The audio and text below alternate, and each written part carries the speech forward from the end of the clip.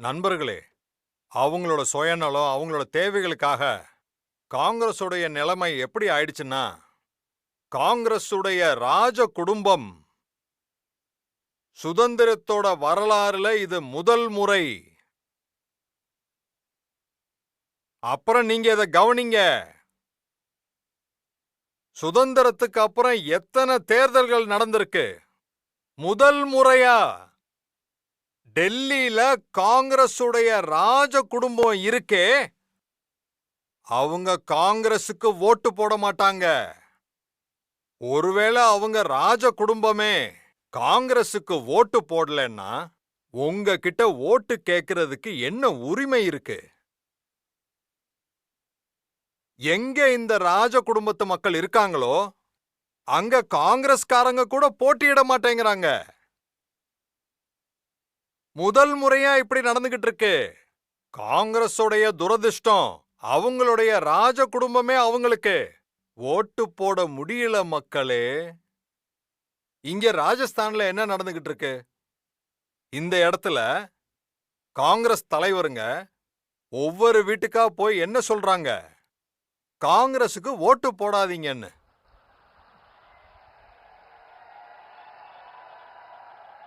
Congress party பூரா முன்னாடி எல்லாம் நாம இப்படித்தான் கேள்விப்பட்டிருக்கோம், பிஜேபிக்கு ஓட்டு போடாதீங்கன்னு. ஆனா இங்க காங்கிரஸ் பார்ட்டி பூரா ஒவ்வொரு வீட்டுக்கும் போய் சொல்றாங்க காங்கிரசுக்கு ஓட்டு போட வேண்டாம்னு. தில்லியில ராஜ குடும்பம் காங்கிரசுக்கு ஓட்டு போடாது, இங்க காங்கிரஸே காங்கிரசுக்கு ஓட்டு போடாதீங்கன்னு சொல்லுது. இதுதான் இந்த பார்ட்டியோடைய நிலைமை. உங்களால இத நம்ப முடியுமா? சகோதர சகோதரிகளே, சமீபத்துல யாரு காங்கிரஸை வெளியே விட்டு போனாங்களோ அவங்க ஒரு விஷயத்த கம்பீரத்தோட சொல்றாங்க. அவங்க எல்லாருமே என்ன சொல்றாங்கன்னா, காங்கிரஸ் இப்ப காங்கிரஸா இல்லைன்னு. இப்ப காங்கிரஸ் அர்பன் நக்சல்ஸ் கைப்பிடிக்குள்ள போயிடுச்சுன்னு. காங்கிரஸ் இப்போ இடதுசாரி கட்சிகளோட கைப்பிடியில மாட்டிக்கிட்டு இருக்கு. எங்க நண்பர் ஒருத்தர் அவர்கிட்ட கேட்டாரு, நீங்க எப்படி இப்படி சொல்ல முடியும்னு. அப்ப அவங்க மேனிஃபெஸ்டோவை பாருங்கன்னாங்க. இந்த தடவை வெளியிட்டு இருக்க காங்கிரஸோட மேனிஃபெஸ்டோவை பாருங்கன்னாரு. காங்கிரஸ் அதோட மேனிஃபெஸ்டோல என்ன சொல்லியிருக்குன்னா, அது வருத்தப்பட வேண்டிய விஷயம், கவலைப்பட வேண்டிய விஷயம். அப்புறம் இது மாவோயிசமோட யோசனைகளை பூமியில இறக்கிறதுக்கான முயற்சி. புரியுதா? அவங்க என்ன சொல்றாங்கன்னா, ஒருவேளை காங்கிரஸ் அரசாங்கம் வந்துச்சுன்னா அப்ப எல்லாருடைய ப்ராப்பர்ட்டியும் சர்வே பண்ணப்படும்னு. நம்ம சகோதரிகள் கிட்ட எவ்வளவு தங்கம் இருக்கு அத சோதனை பண்ணுவாங்க, அத கணக்கு பண்ணுவாங்க. நம்ம ஆதிவாசி குடும்பத்துல வெள்ளி இருக்கும், சில்வர் எவ்வளவு இருக்குன்னு அத கணக்கு பார்ப்பாங்க. அரசாங்க ஊழியர்கள் கிட்ட எவ்வளவு இடம் இருக்கு, எவ்வளவு வருமானம் இருக்குன்னு அத கணக்கு பார்ப்பாங்க, விசாரணை நடத்துவாங்க. அது மட்டும் இல்ல, அடுத்தது என்ன சொல்லிருக்காங்கன்னா, இந்த சகோதரிகளோட தங்கம் இருக்கே, அப்புறம் வேற சொத்துக்களை, இது எல்லாத்தையும் சரிசமமா பகிர்ந்து அளிக்கப்படும்னு. இது உங்களுக்கு சம்மதமா? உங்களுடைய சொத்தை அரசாங்கம் பறிக்கிறதுக்கு உரிமை இருக்கா? உங்களுடைய சொத்தை, நீங்க உழைச்சு சம்பாரிச்ச சொத்தை அரசாங்கம் பறிக்கிறதுக்கான உரிமை இருக்கா?